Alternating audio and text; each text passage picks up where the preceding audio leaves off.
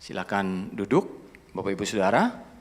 Selamat pagi dan shalom buat kita semua. Tema kita hari ini, marilah kepadaku. Ku-nya huruf besar. Saya ajak sama-sama kita ucapkan ini yuk. 1, 2, 3. Marilah kepadaku.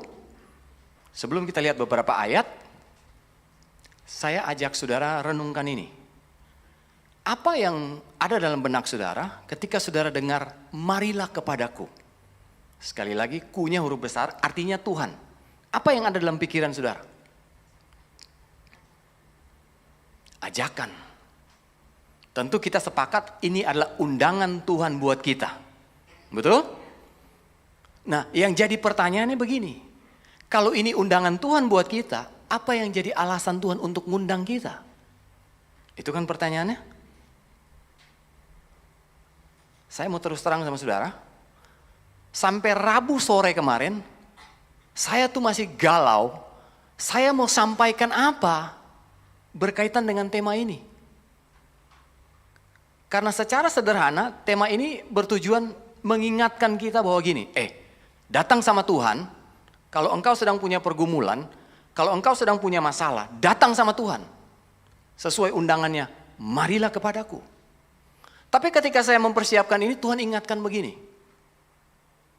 Seringkali kedatangan kita sama Tuhan, itu karena ada butuhnya kok. Betul?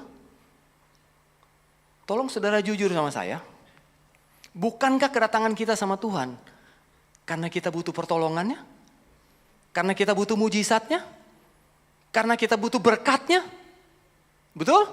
Dan tanpa sadar, kita datang sama Tuhan karena ada maunya.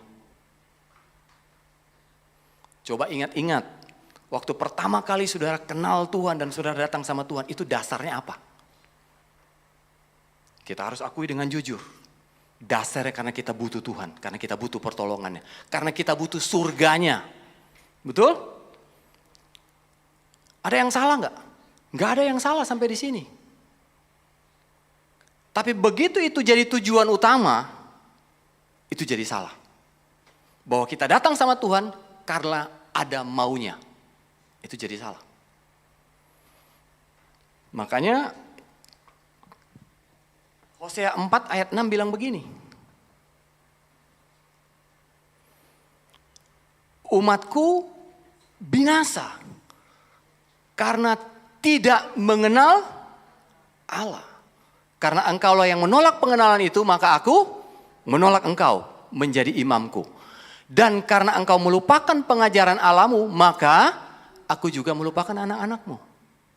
Saya tertarik dengan kata tidak mengenal. Berarti pengenalan akan Tuhan secara utuh dan benar, itu penting sekali. Jangan-jangan selama ini kita hanya tahu, kita hanya kenal Tuhan dari satu sisi bahwa dia sebagai penolong. Sedangkan dari sisi yang lain, dia sebagai Tuhan, kita gak kenal. Akibatnya apa? Pengenalan kita akan Tuhan gak utuh. Kita gak benar-benar kenal. Dan ayat ini bilang apa? Binasa.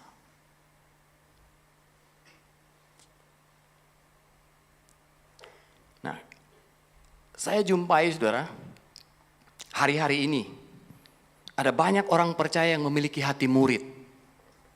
Hati murid membuat kita pengen, kita rindu untuk belajar, untuk mengenal Tuhan. Sehingga kita belajar dari siapa saja. Dan hati murid juga membuat kita belajar apa saja. Jadi saya melihat hari-hari ini, antusias umat Tuhan untuk belajar kebenaran ternyata makin bertumbuh. Mereka mulai menyadari bahwa nggak cukup percaya. Tapi kita harus gali firman Tuhan. Apa yang firman Tuhan sedang mau bicara buat kita. Itu sebabnya saya jumpai banyak sekali orang percaya yang haus belajar. Makanya nggak heran kita jumpai. Banyak sekali seminar kalau saudara lihat hari ini. Conference. Banyak dari berbagai denominasi. Itu karena hausnya hati dari orang percaya untuk belajar. Nah, yang masalahnya adalah ini, yang jadi ganjalannya, Yang saya pikir saudara akan sepakat dengan saya. Ganjalannya adalah ini. Bahwa mengapa banyaknya pengetahuan seseorang akan kebenaran ternyata tidak pernah menjamin kualitas hidupnya. Oke? Satu sisi, niat belajar begitu besar. Dan akhirnya dari nggak tahu kebenaran, kita jadi tahu kebenaran. Kita jumpai orang-orang yang tadinya nggak tahu, jadi tahu, bahkan sangat tahu. Namun dari sisi yang lain, ternyata bertumbuhnya seseorang akan pengetahuan kebenaran, ternyata nggak menjamin perubahan hidupnya loh saudara. Bisa ikut sampai di sini? Saudara sepakat dengan saya bahwa ada banyak orang percaya yang akhirnya jadi batu sandungan? Di mana kita dilihat orang tahu banyak firman, tapi hidup kita tidak menunjukkan bahwa kita tahu banyak firman. Nah, itu sebabnya kita akan belajar mengapa pengetahuan seseorang akan kebenaran tidak menjamin kualitas hidupnya. Ternyata ada satu hal yang Tuhan mau ajar buat kita pagi hari ini. Dan inilah yang jadi inti permasalahannya. Coba lihat Matius 11 ayat 28 sampai 30. Marilah kepadaku. Ini kan tema kita. Semua yang letih lesu dan berbeban berat, aku akan memberi kelegaan kepadamu. Ini yang saya bilang, sisi ini kita tahu, Tuhan sebagai sumber kelegaan. Lalu baca ayat 29, yang sepertinya nggak nyambung. Sementara ayat 28 bilang beri kelegaan, ayat 29 suruh pikul lakuk. Yang kupasang dan belajarlah padaku. Karena aku lemah lembut dan rendah hati, dan jiwaku akan mendapat ketenangan. Baca ayat 30, lebih gak nyambung lagi. Sebab kuk yang kupasang itu enak dan bebanku pun ringan.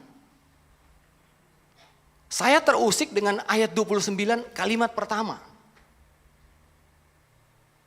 Dan menurut saya ini yang banyak tidak dipahami. Saudara perhatikan ayat ini. Pikulah kuk yang kupasang dan belajarlah padaku.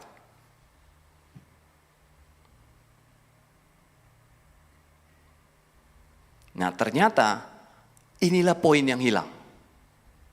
Lihat slide saya berikut. Ternyata Tuhan ingin kita bukan hanya sebatas belajar tentang Yesus, tetapi Tuhan itu ingin kita belajar dari Yesus. Sudah bisa bedakan ini? Tahu nggak bedanya? Ada banyak orang percaya hari-hari ini justru berhenti di titik belajar tentang Yesus. Tapi kita belum sungguh-sungguh belajar dari Yesus. Nah, pertanyaannya bedanya di mana? Saudara sependapat dengan saya bahwa lebih mudah belajar dari orang daripada belajar dari Tuhan? Belajar dari orang gampang.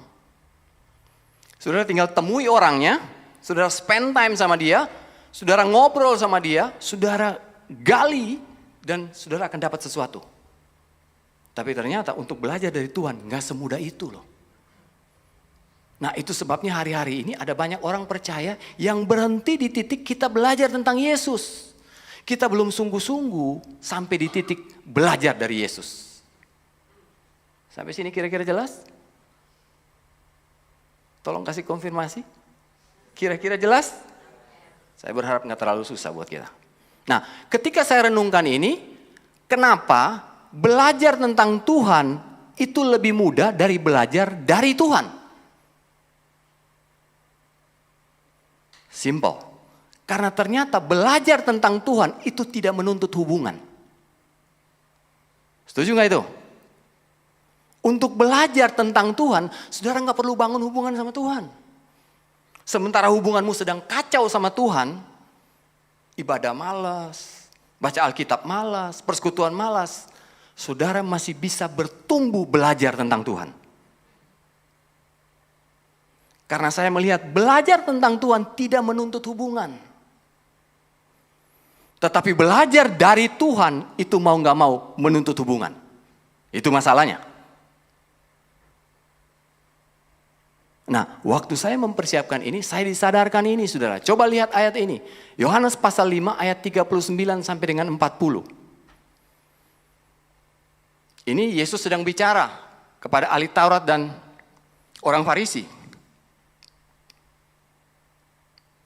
Tuhan bilang begini, kamu menyelidiki kitab-kitab suci. Saya mau tanya, berarti mereka ini belajar tentang Tuhan nggak? Belajar banget. Dan mereka belajar, kalau saudara perhatikan hidup mereka, mereka nggak cuma baca seperti layaknya umumnya kita. Mereka menyelidiki. Kamu menyelidiki kitab-kitab suci sebab kamu menyangka bahwa olehnya kamu mempunyai hidup yang kekal. Tetapi walaupun kitab-kitab suci itu memberi kesaksian tentang aku, namun kamu tidak mau datang kepadaku untuk memperoleh hidup itu.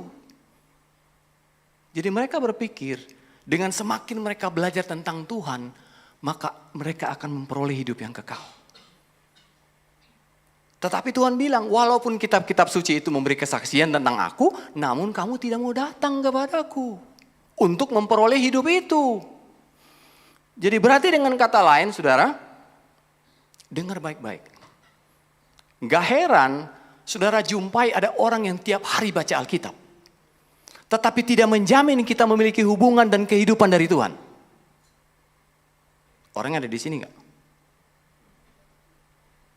Saudara jangan salah sangka dulu, terus saudara bilang begini, berarti kita gak perlu baca Alkitab tiap hari. Bukan begitu maksudnya. Saudara sabar dulu, ikutin dulu sampai selesai.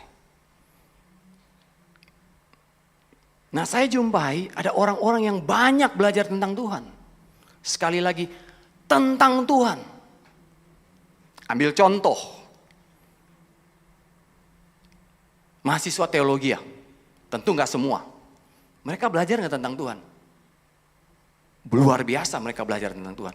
Tapi gak sedikit yang hidupnya ngaco juga, saudara.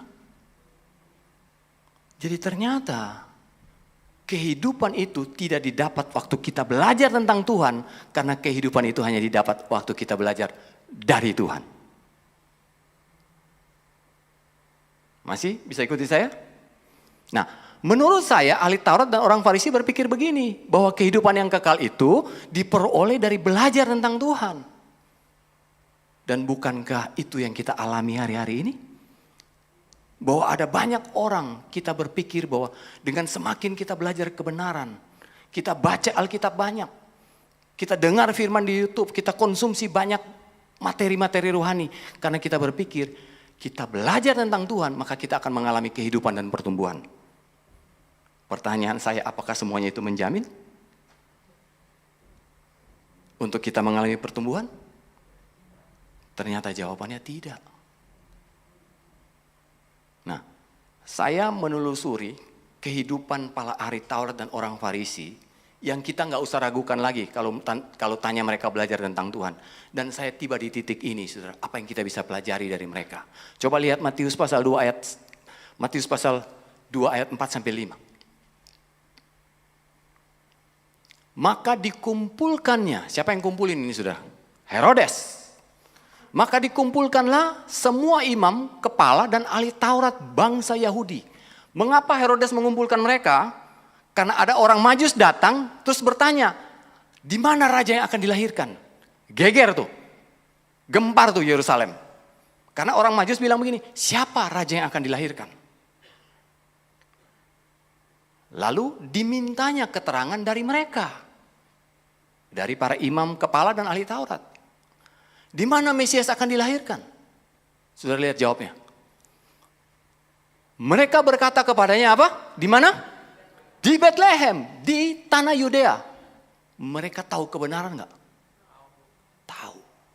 Mereka tahu persis, mereka jawab. Di Bethlehem. Tapi yang aneh kalau saudara baca kisah ini, mereka cari Tuhan enggak? Enggak. Yang ironis, orang Majus yang jauh-jauh datang, yang gak tahu, mereka cari tahu. Dan akhirnya mereka tahu dan mereka datang untuk menyembah Tuhan. Sementara para ahli Taurat dan imam kepala ini, yang mereka tahu persis, mereka gak punya niat untuk datang cari Tuhan. Mereka tahu persis dan letaknya dekat dari mereka, saudara. Saudara tahu jarak antara Bethlehem dengan Yerusalem? Saudara yang pernah ke Israel pasti saudara tahu. Saya lihat, ternyata jaraknya cuma 8,2 kilometer loh saudara. Lebih jauh rumah saya dari ke gereja. Mereka tahu persis saudara, tapi mereka nggak punya niat sama sekali untuk datang cari Yesus. Kalau saudara jadi mereka, harusnya saudara penasaran dong. Orang Majus aja yang jauh-jauh datang, dari nggak tahu, datang cari tahu, dan akhirnya mereka tahu. Sedangkan mereka tahu persis, mereka nggak punya niat untuk datang cari Tuhan. Mereka tahu kebenaran? Tahu. Apa yang kita bisa pelajari dari kisah ini, saudara? Betapa berbahayanya belajar tentang Tuhan. Mengapa? Karena menurut saya, iblis menyesatkan orang percaya dengan pengetahuan tentang Tuhan sehingga akhirnya mereka tidak mengenali pengenalan akan Tuhan.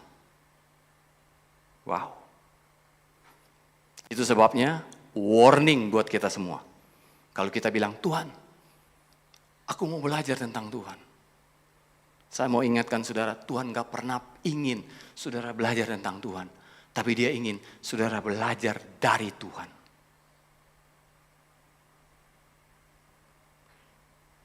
Tadi apa bedanya?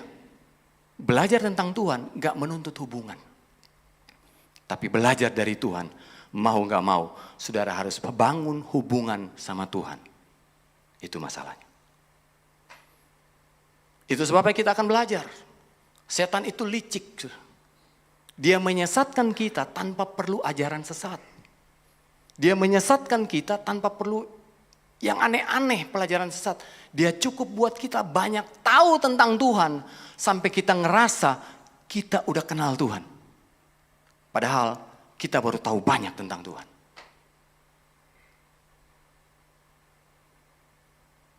Nah, apa yang saya pelajari saudara? Ironis saya bilang. Karena ada banyak orang rela bayar mahal untuk belajar tentang Tuhan. Ada orang rela bayar ikut seminar di Amerika. Itu ongkosnya aja berapa saudara? Belum lagi biaya seminar. Nah, pertanyaan saya begini. Salahkah kita belajar tentang Tuhan? Tidak. Yang salah kalau kita cuma belajar tentang Tuhan dan kita nggak pernah belajar dari Tuhan. Itu masalahnya. Saudara harus bisa bedakan ini. Ironis karena ada banyak orang rela bayar mahal untuk belajar tentang Tuhan. Nah, mengapa ini penting saudara?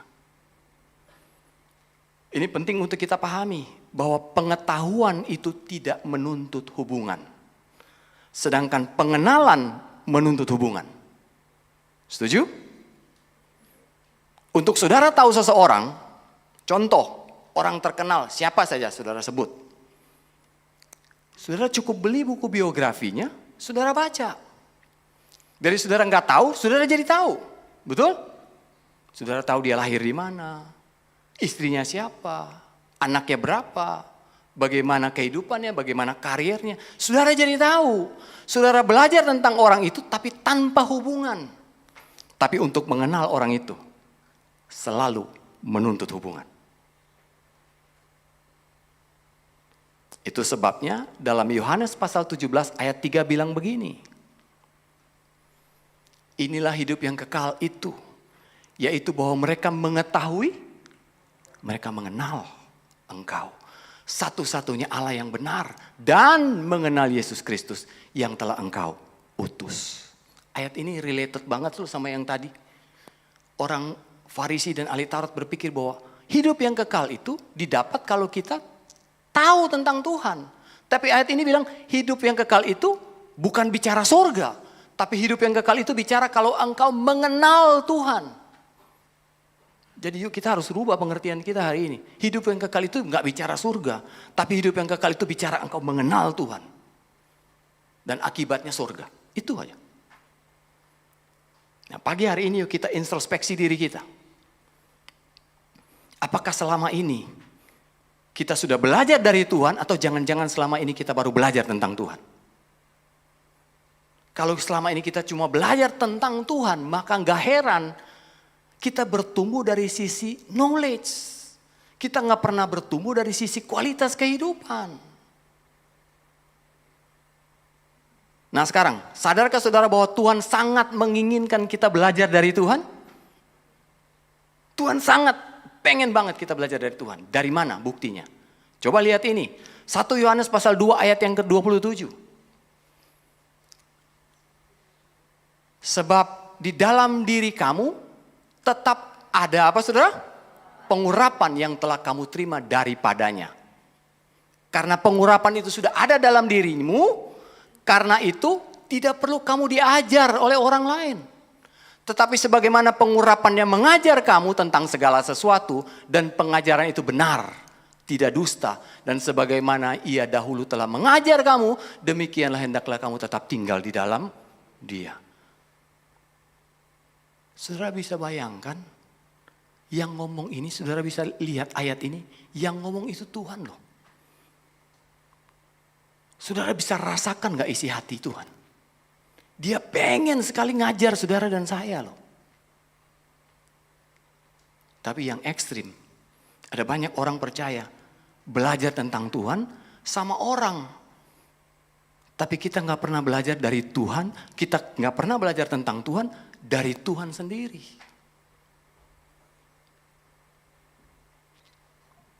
Berarti dengan kata lain, saya mau tekankan sama saudara. Jangan pernah puas belajar tentang Tuhan. Kita harus mulai merindukan belajar dari Tuhan. Saudara setuju bahwa Tuhan itu tinggal dalam dirimu? Setuju?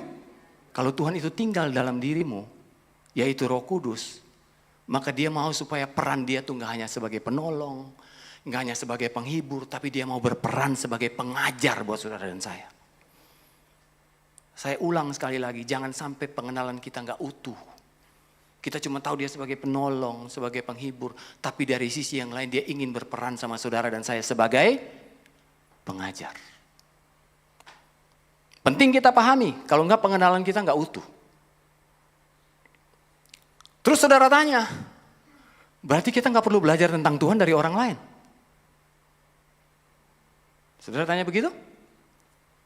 Bukan begitu maksudnya. Silakan saja saudara belajar tentang Tuhan dari orang lain. Apalagi dari hamba-hamba Tuhan yang diurapi Tuhan. Saudara belajar silakan sama mereka. Tapi yang saudara perlu ingat begini. Jangan sampai saudara mengsakralkan mereka. Sampai saudara belajar tentang Tuhan sama mereka. Sampai saudara lupa untuk bangun hubungan pribadimu dengan Tuhan. Untuk saudara belajar dari Tuhan. Saudara begitu mengidolakan seseorang. Saudara ngefans sama seseorang. Saudara ikuti di mana dia berkhotbah. Bagaimana media sosialnya. Sampai saudara lupa. Saudara harus bangun hubungan pribadimu dengan Tuhan. Untuk saudara belajar dari Tuhan. Amin. Nah, tanpa sadar kita seringkali lebih bergantung pada Kristus yang ada di dalam hamba-hamba Tuhan. Padahal Kristus itu juga tinggal dalam hidup kita. Betul? Kristus yang sama. Jadi pagi hari ini saya mau bilang begini. Yuk, mulai bergantung pada Tuhan yang ada dalam diri kita. Gak salah saudara belajar tentang Tuhan dari hamba-hamba Tuhan itu. Tapi saudara harus ingat. Saudara harus lebih banyak belajar tentang Tuhan dari Tuhan sendiri yang ada dalam diri saudara. Dan untuk belajar langsung dari Tuhan, itu menuntut hubungan.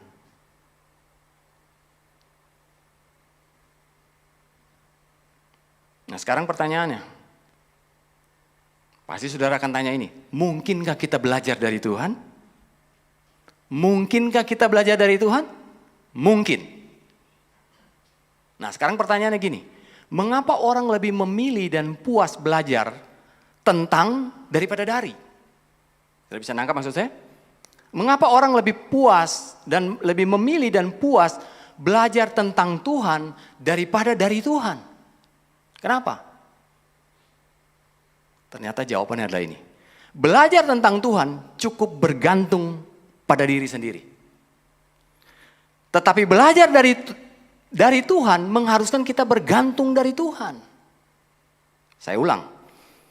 Belajar tentang Tuhan cukup bergantung pada diri sendiri. Tetapi belajar dari Tuhan mengharuskan kita bergantung dari Tuhan. Ambil contoh. Kalau saudara mau belajar tentang Tuhan dan saudara bergantung kepada diri sendiri, niat aja cukup. Niat ikut seminar, selesai kok. Niat baca buku, selesai kok. Niat dengar khotbah, selesai kok. Itu kalau saudara belajar tentang Tuhan. Tapi kalau saudara mau belajar dari Tuhan, mau gak mau, saudara harus bergantung sama Tuhan. Contoh, saudara baca satu ayat, saudara gak ngerti. Terus saudara bilang, Tuhan, bicara buat saya ayat ini.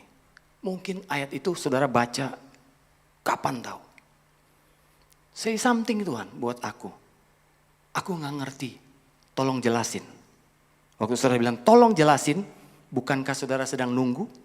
Dan saudara sedang tergantung sama Tuhan? Sadar gak itu saudara?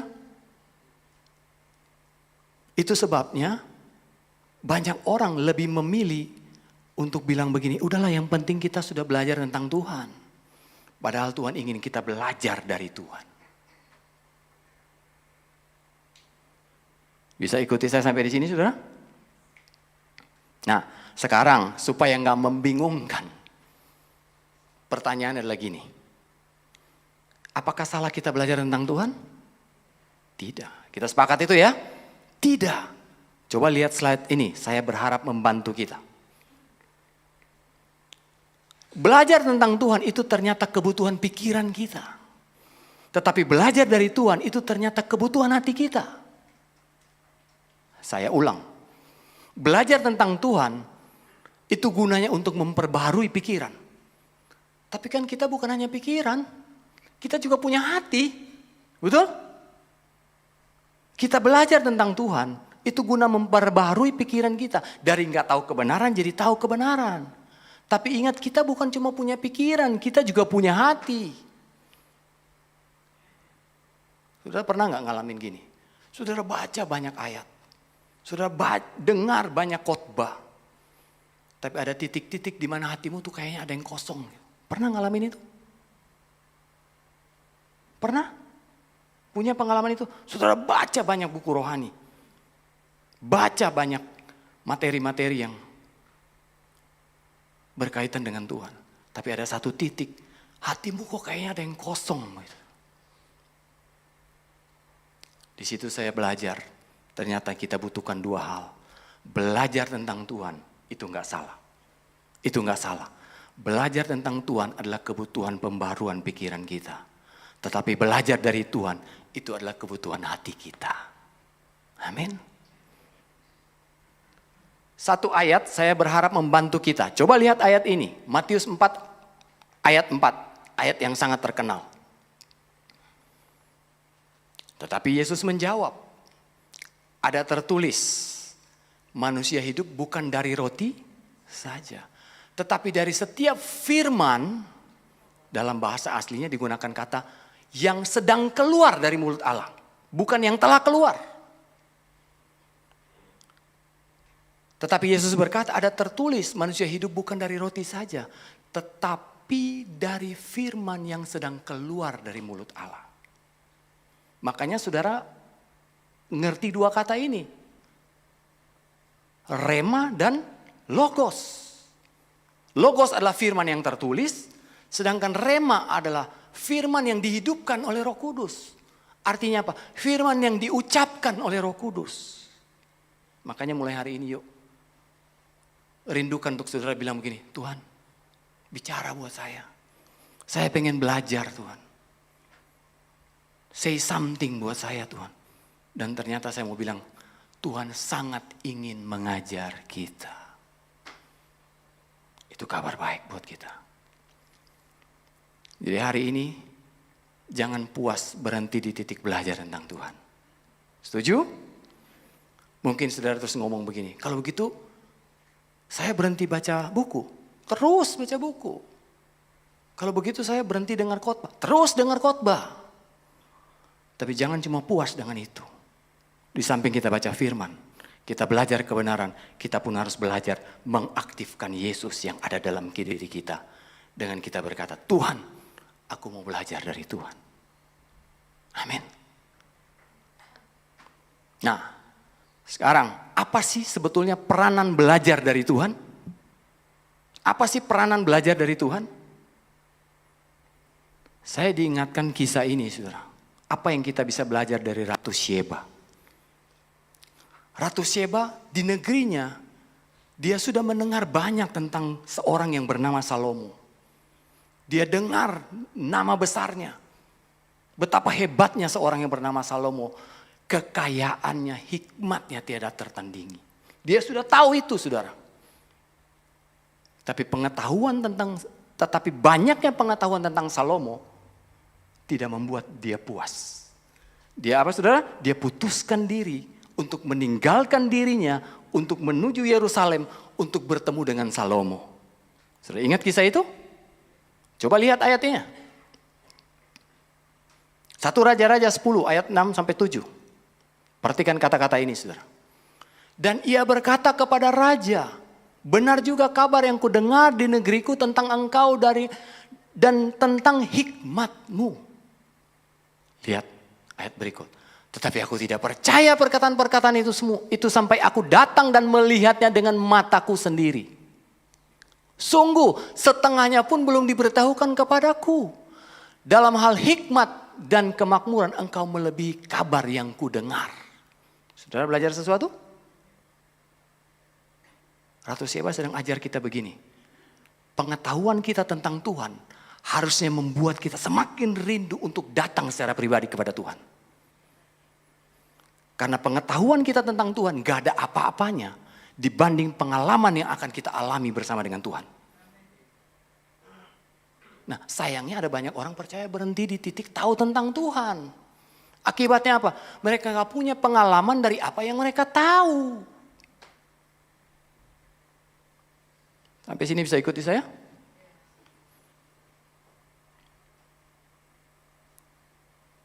Oke. Saya akan tutup dengan ini, saudara. Bagaimana caranya untuk kita belajar dari Tuhan? Terus saudara juga pengen tahu bagaimana caranya kita belajar untuk Tuhan. Belajar dari Tuhan. Yang pertama, ternyata untuk kita belajar dari Tuhan, menuntut kita datang pada Tuhan untuk belajar. Saya tulis belajar. Kenapa? Karena ada banyak orang datang sama Tuhan bukan untuk belajar. Untuk apa, saudara? Minta tolong. Satu sisi kita tahu dia sebagai penolong. Tapi satu sisi kita harus tahu dia sebagai pengajar buat saudara dan saya.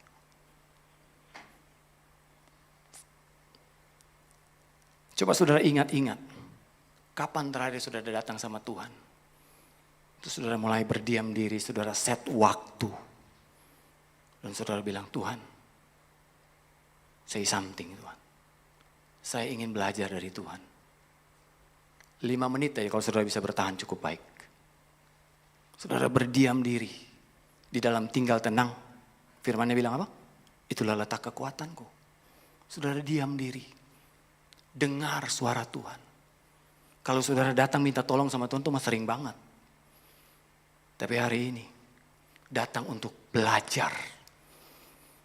Bilang, Tuhan, aku ingin diajar sama Tuhan. Dan itu menuntut kita untuk datang dalam sebuah hubungan yang harus dibangun. Saya sedang belajar untuk ini, saudara. Bagaimana berdiam diri di hadapan Tuhan. Kalau saudara datang menyembah Tuhan puji-pujian, terlalu gampang. Apalagi kalau lagi rame-rame begini. Tapi bagaimana saudara bisa punya hubungan pribadi dengan Tuhan one by one. Dan saudara diam diri. Saudara ingat kebaikannya. Saudara ingat setiap perbuatan dalam hidup saudara. Tanpa saudara ngomong satu kata, apalagi minta.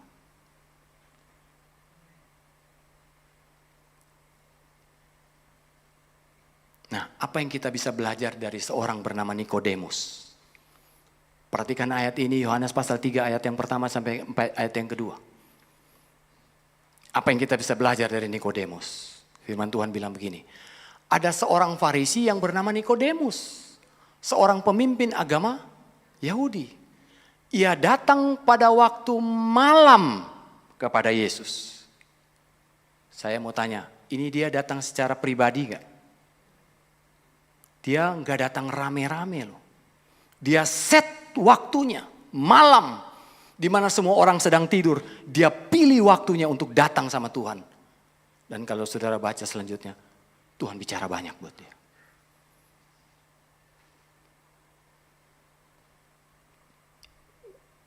Saudara lihat nanti di ayat 3 dikatakan Yesus menjawab. Yesus mulai mengajar. Saya mau katakan sama saudara, kalau saudara sungguh-sungguh datang sama Tuhan dan saudara bilang, Tuhan, saya datang untuk diajar. Dan saya yakin ketika saudara mulai berkata begitu, Tuhan sangat ingin mengajar kita. Dia akan ungkapkan kebenaran-kebenaran yang mungkin selama ini kita nggak tahu. Sehingga kita nggak hanya punya pengetahuan, tapi kita punya pengenalan. Dan itu lebih penting.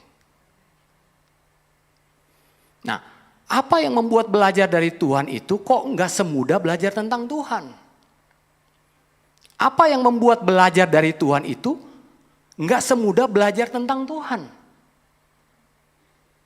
Jadi belajar dari Tuhan itu lebih sulit daripada belajar tentang Tuhan. Nah, saudara sependapat dengan saya bahwa pengajaran Tuhan, pengajarannya itu tidak dibatasi oleh ruang dan waktu? Saudara pernah nggak ngalamin gini? Saudara lagi doa, punya waktu teduh sama Tuhan, terus saudara pasti pernah saudara bilang begini, Tuhan, bicara Tuhan apa yang Tuhan mau buat hidup saya. Pernah nggak begitu? Pernah nggak begitu? Saya pernah, sering. Tuhan bicara buat saya apa yang Tuhan mau dari hidup saya. Dan seringkali Tuhan gak jawab. Tapi justru ketika engkau amin dan ketika engkau melakukan aktivitas, Tuhan bicara sesuatu. Lagi nyetir, lagi mau tidur, tiba-tiba Tuhan kasih pengertian. Tes. Ada satu pengertian yang saudara dapat. Yang dulu ayat itu saudara pernah baca. Tapi hari itu Tuhan kasih pengertian buat saudara. Pernah ngalamin itu? Dia gak bisa dibatasi oleh waktu dan ruang. Kenapa? Kalau kita bilang Tuhan itu hidup dalam hidup kita, dia bebas kapan saja untuk mengajar kita sesuai waktu dia yang tepat. Nah, kalau saudara belajar tentang Tuhan, saudara bisa set waktunya. Saudara datang ikut seminar, 2 jam selesai. Saudara dengar khotbah 40 menit selesai. Tapi kalau saudara belajar dari Tuhan gak pernah dibatasi oleh waktu dan ruang. Yang kita perlukan adalah gini, kita mau punya hati yang sensitif, saya bilang. Ini Tuhan sedang ajar apa sama saya?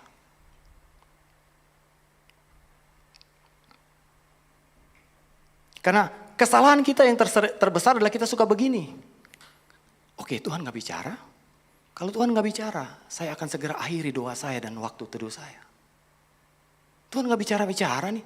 Tapi saya mau bilang begini, hari ini yuk mulai punya hati yang sensitif. Tuhan bisa bicara, Tuhan bisa ajar kita kapan saja.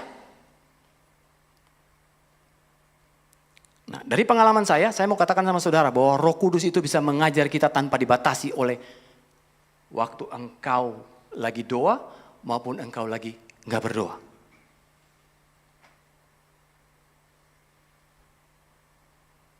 Saudara pernah ngalami waktu nyetir tiba-tiba Roh Kudus kasih satu pengertian buat saudara?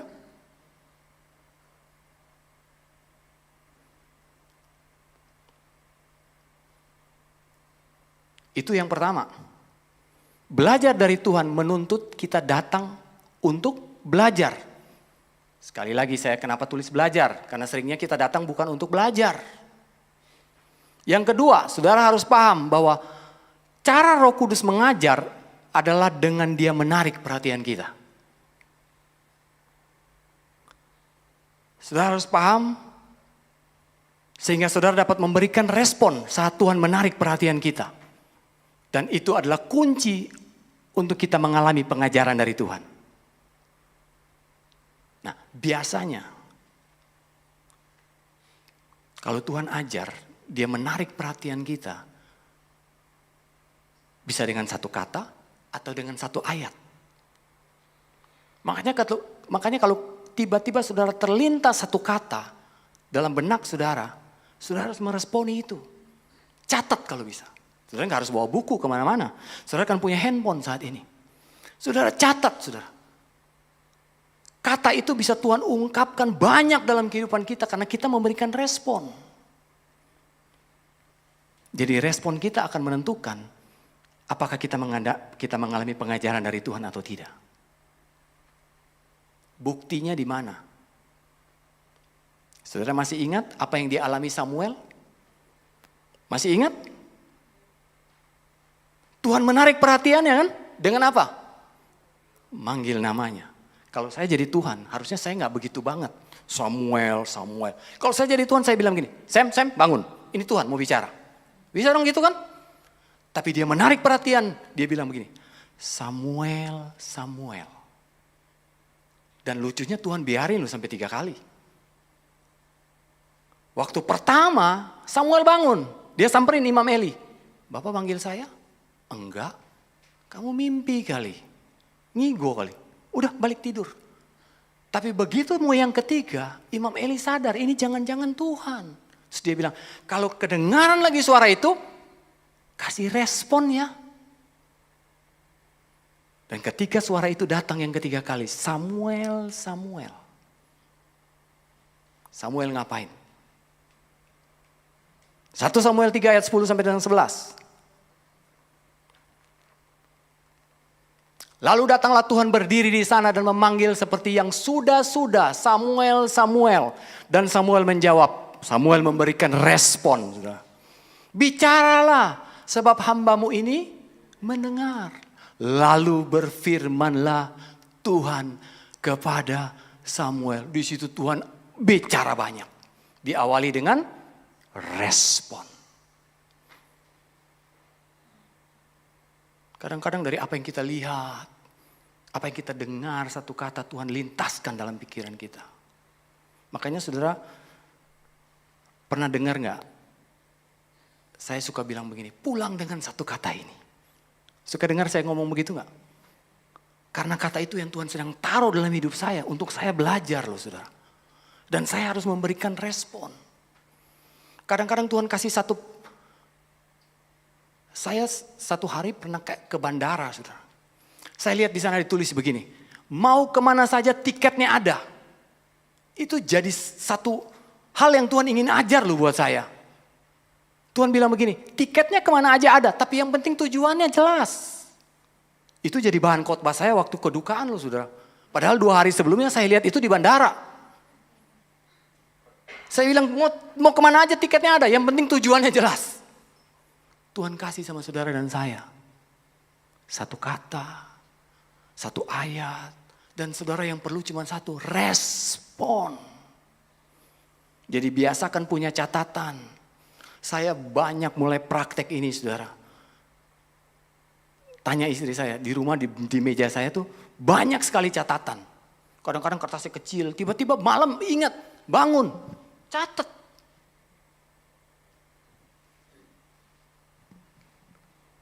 Dan dari situlah Tuhan akan mengungkapkan banyak hal dari yang kita gak ngerti.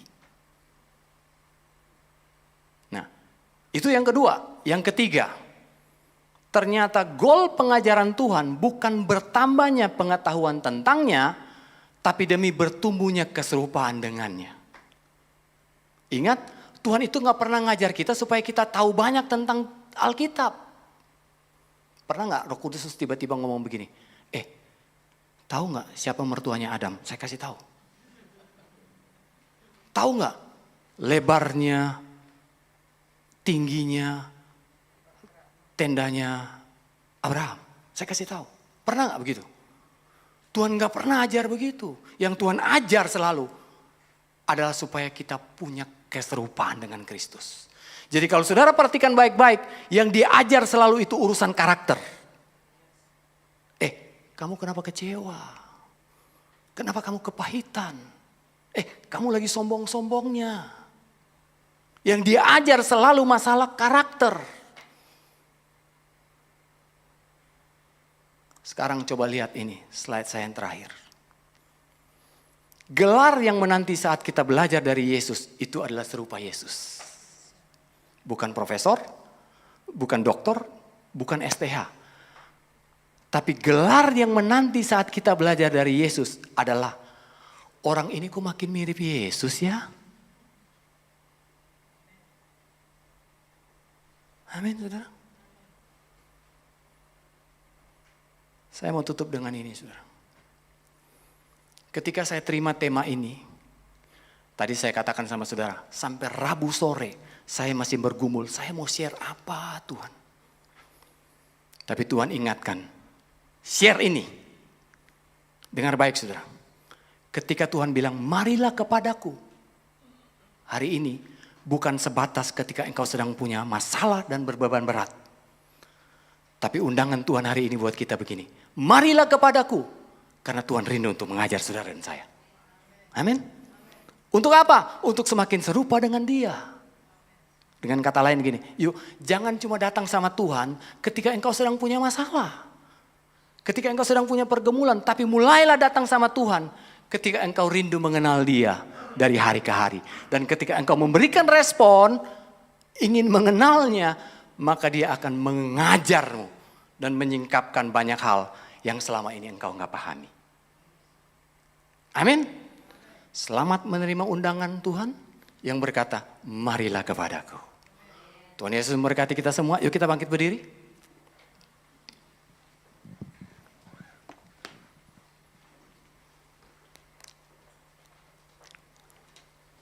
Bapak terima kasih Tuhan.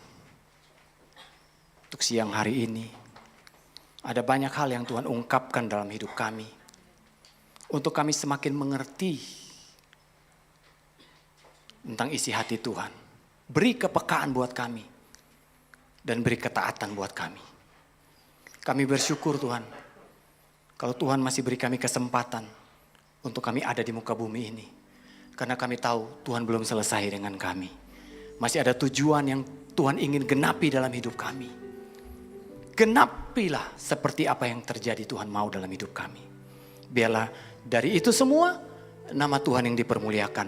Nama Tuhan yang ditinggikan. Dari itu semua ada kepentingan Tuhan yang kami utamakan. Bukan kepentingan kami. Bapak terima kasih Tuhan untuk siang hari ini. Kami bersyukur dan kami berdoa. Haleluya. Kita sama-sama katakan amin.